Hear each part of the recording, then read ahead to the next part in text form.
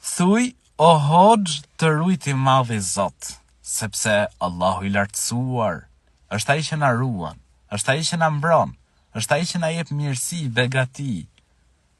Ndërsa Isai, Jezusi, paqja dhe mëshira e Zotit qofshin mbi të, është robi i Allahut të lartësuar. Është njëri ndër profetët e Zotit gjithësisë, është njëri ndër profetët e zgjedhur, por është krijesë.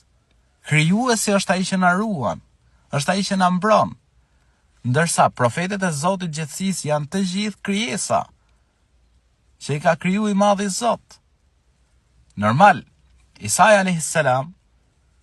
Çfarë thot Zoti i gjithësisë në Kur'an? Shembulli i Isait tek Allahu i lartësuar është si shembulli i Ademit. Ademin Zoti i gjithësisë e krijoi pa baba, pra pa baba dhe pa nën.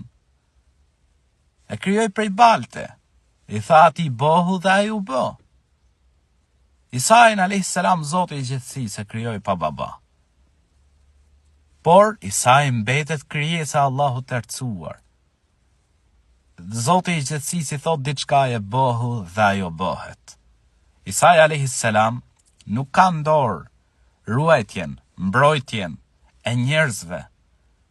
Është lajmtari i madhit Zot, pejgamberi i madhit Zot, profeti i madhit Zot, ashtu siç Zoti i gjithësisë ka dërguar tek çdo popull profet dhe i fundit i profetëve është profeti Muhammed, paqja dhe mëshira e Zotit qofshin mbi të dhe mbi gjithë pejgamberët e Allahut të lartësuar.